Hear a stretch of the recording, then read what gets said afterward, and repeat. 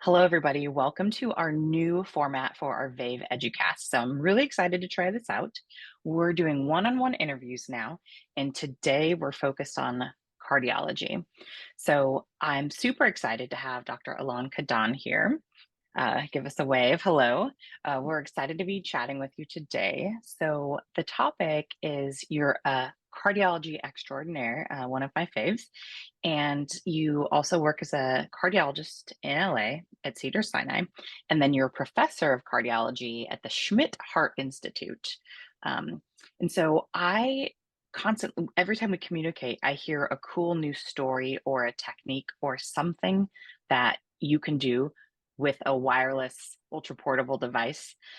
And I just was curious if you would tell us more about how you approach your patients, all the different data you can get with simple cardiac devices that you don't necessarily have to have spectral continuous wave Doppler to get a lot of good information at the bedside.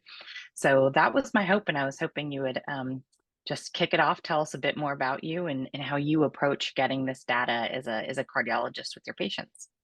Well, first, thanks, Renee. I'm really grateful for the opportunity to chit chat and catch up and just share a little bit about handheld ultrasound, point of care ultrasound, and just how valuable I feel it is in my day-to-day practice. I can't imagine working without using a handheld ultrasound, seeing every single patient. And over the course of my career with an ultrasound, I've really had an opportunity to kind of find ways to incorporate non-cardiac structures in the assessment of patients with cardiovascular disease or being evaluated for cardiovascular disease. So it starts, in fellowship training where we kind of were required during our training to get hands-on experience with acquiring echo images. And echo images back when I was a fellow were, it was a big, huge machine, probably 300-pound machine. And we have to wheel it into the room on call. And, it was very challenging, let's just say. But we were held to the flames to acquire diagnostic images. And that was the start of it, because I was actually acquiring point of care ultrasound images with a 300-pound machine, sitting in the bed with a patient or sitting in the bed, leaning over the bed with this 300-pound machine and a cable connected to it in the ICU or cardiac care unit, looking for actionable information and diagnostic information. So And over the that's still what happens overnight. I'm so sorry to interrupt, but if I'm on a night shift as a hospitalist and I yeah, have a urgent, I mean, of course I'm gonna go look myself, yeah, but okay, I shouldn't let so I do mostly teaching hospital work now, so I don't do many night shifts. I just ratted myself out. But my hospitalist colleagues would call the cardiology fellow and they have to go get whatever actionable data right then. Even the most advanced of hospitals, you're not going to get a consultative echo overnight. So yeah. it still happens. Well, um, we had to do it, and it was something. It was very difficult, but the studies would take an hour, and pushing the machine, I don't know. I mean, it's good that I was younger because those are heavy machines to push into the room and move all the furniture around and the patient and make space. Um, with handheld, yeah, once there was a commercially available pocket-sized handheld ultrasound, I needed to have it just from my experience and how useful it was in fellowship. And when I was a fellow, I kind of was entranced by our sonographers and how well they could acquire these images that were diagnostic, and how much time we spent and how much information we got about the physiology just looking at an echo separate from the actual patient being present. And then those experiences with post cardiac surgery, trying to assess, can I find that pericardial effusion? It's really hard. There's a sternotomy and all this packing. Where can I go to find the vena cava? How do I find the structures to assess what's happening? This patient's hypotensive. We have to assess if there's tamponade post-op, they're bleeding. And it really was, it was a lot on the line, because if you weren't sure, someone would have to come in and help do a TEE, or they take the patient back to the OR and it's 2 a.m. So getting those diagnostic images and trying to get that physiology figured out with the handheld ultrasound was really like the start of it. That was like the first kind of pebble for me.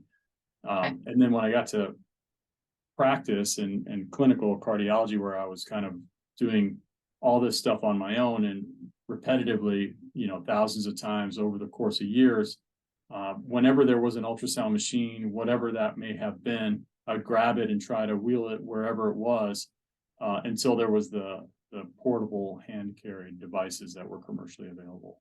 Once that happened, once I got my hands on that, then the repetitions just really just started racking up.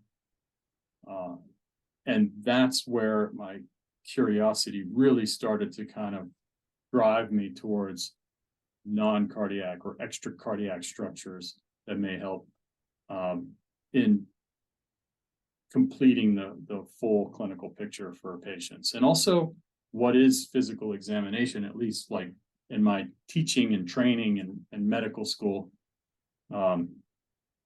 The idea behind it, at least from my understanding, was that physical examination is hypothesis testing. So as we learn in medical school, we determine our chief complaint, we have our chief complaint, identify it, and then list our differential diagnosis and move those differential diagnoses up and down based on the clinical information that's available, or new information that is provided with laboratory data or physical exam data. So the physical exam was an extension of that is the handheld ultrasound data. And the heart is right in the mid sternum or lower sternum, and one of the central images or central structures to image is the inferior vena cava. So the inferior vena cava is best imaged with the subcostal window in a phased array probe, which is really the jack of all trades. You can look at a lot of different things with that. And while I was there, I was like, oh, what else is really close to the inferior vena cava? Well, the abdominal aorta is right there. That's midline.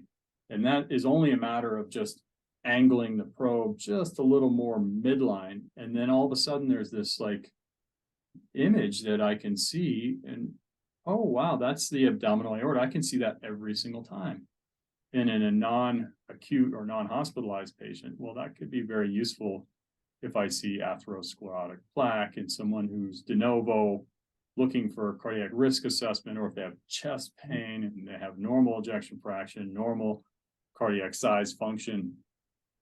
And that may kind of raise the possibility of occlusive coronary disease up or down based on how smooth that abdominal aorta may appear just at the bedside. So that piece of information can actually raise the possibility of like occlusive CAD if depending on the diagnosis and depending on the chief complaint and the reason for consultation. So that was super interesting. And then I was like, well, what's that weird echo-free structure that keeps popping up sometimes when I'm sliding over in a patient who has maybe a little scoliosis, or they're a little bit sideways on the exam table or in the bed. Oh man, that's the gallbladder. Holy moly. And right there within like a millimeter or two, I see a gallbladder. And then I started kind of studying gallbladder anatomy because that's kind of interesting. And unique. I like to say gallbladders follow no rules. They can be serpiginous. The gallbladder does what it wants. Yeah. But it is right there usually. Yeah, no, I know. And it's kind of engaging with patients to say, well, your gallbladder, you have a Phrygian cap gallbladder. How interesting is that? And there, it connects us in the dialogue of what's actually happening and how the conversation is going while the exam is happening. But yeah, stones and gallbladders and gallbladder disease. can present with epigastric pain. And also sometimes it's a matter of like, well, identifying something that is novel and related, or even possibly unrelated. And the gallbladder sits right there in the liver, and the liver has in the last few years it's been something that's compelling to me and interesting in the context of like, well, our patients seem to have metabolic disease a lot in cardiovascular care, and metabolic disease seems to keep company with this steatosis, non-alcoholic steatosis. And what's that pattern like, and how well can I kind of identify that, and how frequently is that associated with things that might be relevant to risk reduction and cardiovascular disease, development of chronic disease, cardiovascular disease. So actually, it turns out that there's a recent publication in JACC that kind of validates that kind of curiosity, showing that non-alcoholic steatosis or non-alcoholic fatty liver is associated with increased heart failure and atrial fibrillation. These are things now that are treatable, actionable, and it is something that, well, what else can I see while I'm there? What other disease states do my patients have commonly that keep company with this other metabolic disease? And one thing is as a generalist, so sorry to interrupt, Yeah. but so people sometimes, let's say my patient has severe heart failure or something, and they're like, oh, well, I don't really have a PCP. My cardiologist does my care, which is, I'm sure your cardiologist is fabulous. But if you see that fatty liver as well, that patient has, I want to say, a 25% chance of progressing to cirrhosis. So it can be a great way to, you're capturing the implications for the cardiac components, but also can be a great way to say, okay, it's really important because this has the liver itself can progress to scarring from this. So we need you to follow up with your primary care provider as well, or establish a primary care provider to make sure we're taking care of the whole person. Yeah, and that's an actual very interesting point, because when you see something with a handheld ultrasound, and I'm no radiologist, but I can tell you I've done thousands and thousands of ultrasounds and looked at thousands of livers and other structures, of course, hearts. You can't unsee something. So you can take a note, you can take an image, and with the wireless probes, there's the display can either be imported with a screenshot or a picture of a picture entered into the patient's chart, and that image can be compared serially over time. And that is super valuable in identifying a structure from a cardiac standpoint. You can actually measure LV size or aortic size serially over time and know exactly where you measured and compare those images with measurements from before and in the future. And you have a thumbprint for future imaging, or a bookmark, if you will, for future imaging and serial follow-up. And to me, that's like yet another kind of untapped or underutilized, very valuable element of point-of-care ultrasound. You can actually capture the image as opposed to a description on a piece of paper or in a computer chart, which can be interpreted and not necessarily shared the same way as an actual picture. So another kind of common diagnosis that is coincident in metabolic disease or metabolic patients is hypertension. And hypertension is a complex array of overlapping metabolic processes. And it affects the kidneys, and the kidneys are right there, just a little lateral to where the liver is. And I can see the kidney, and I've become an expert at, in my own mind at least, at looking at kidneys.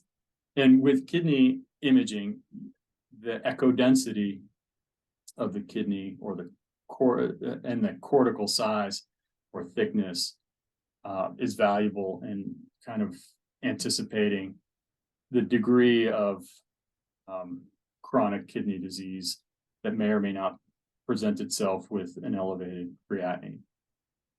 And also, the obvious things when you order an ultrasound to assess a patient with acute kidney disease, one of the kind of actionable data points is hydronephrosis, obstruction, ureteral obstruction.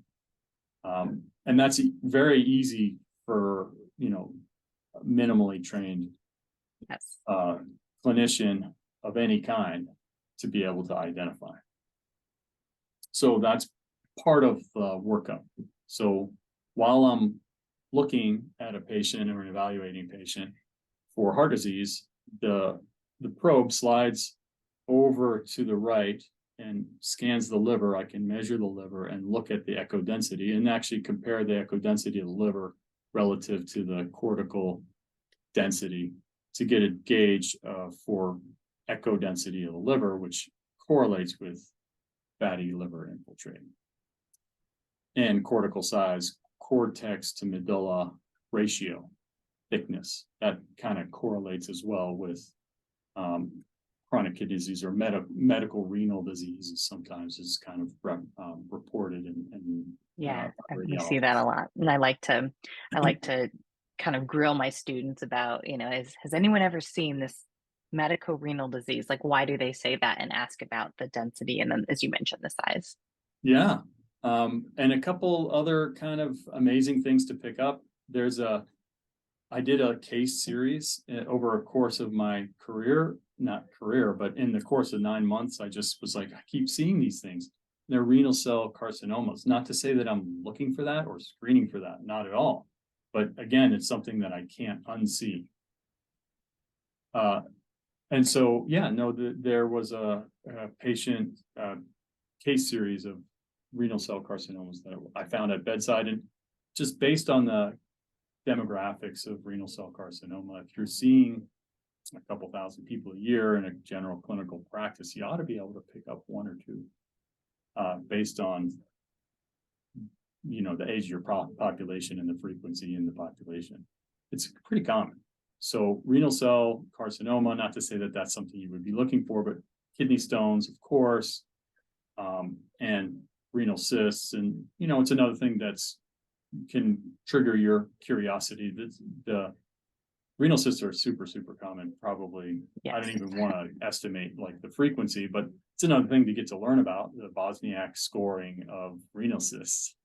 Which is I have to look that one up. Yeah, there we go. Okay, something to learn. But it's something. There's always something to keep me engaged and allow me to kind of improve myself as a clinician and a person every day. So I'm really excited. Curiosity, I love it. Yeah. Okay, well, Cool. awesome to see you. Really appreciate your time. I'll get this back to you, and I think it was a awesome discussion just to open people's eyes. So great. Well, I appreciate it. perfect. Thank you.